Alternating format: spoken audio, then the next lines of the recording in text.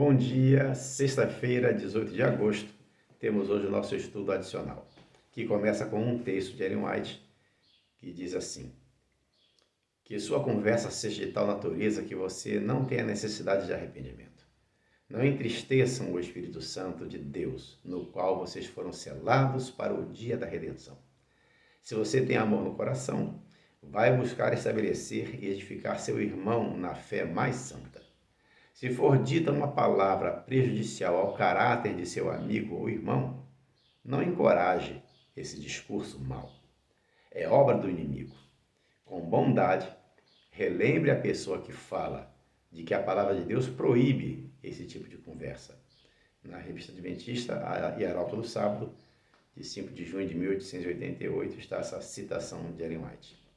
Imagine como seria a igreja que eu faço parte e que você faz parte, se todos aceitássemos o convite para viver um compromisso que consistisse nas seguintes declarações: desejo que minha influência dentro da família da Igreja Adventista do Sétimo Dia e além dela seja positiva, edificante e animadora. Relembrarei os apelos de Cristo para a unidade e amor.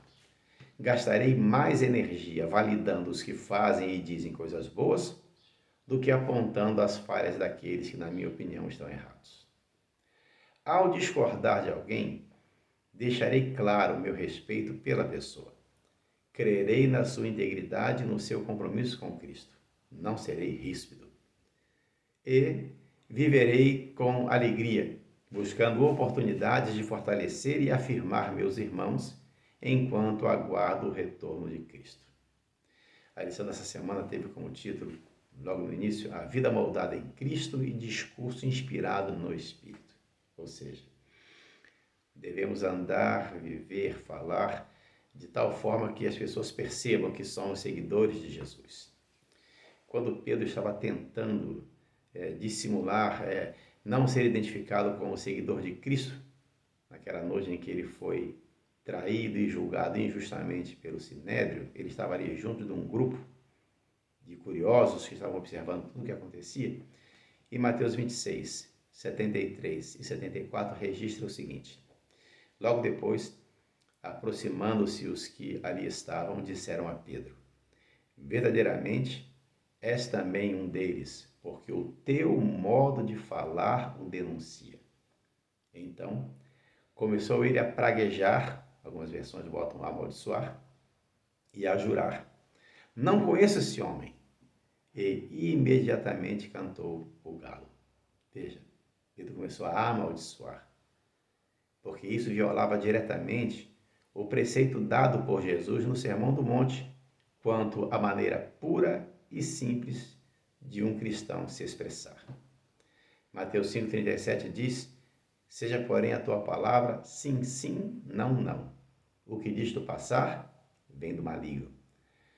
As injúrias, o falso juramento de Pedro não era a garantia de que ele estava dizendo a verdade. Jesus já havia advertido precisamente contra esse mal. Nesse momento, Pedro, ele não era melhor do que as falsas testemunhas que estavam lá dentro atestando contra Jesus.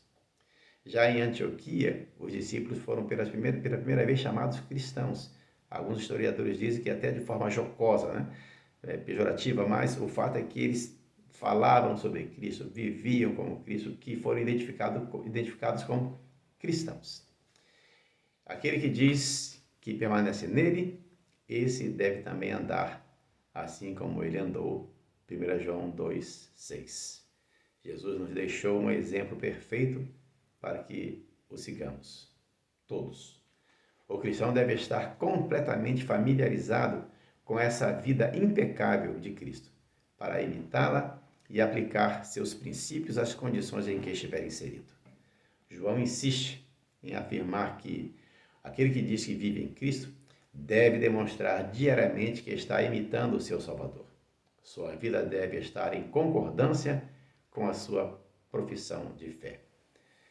Tenha um ótimo dia, fique na paz de Jesus.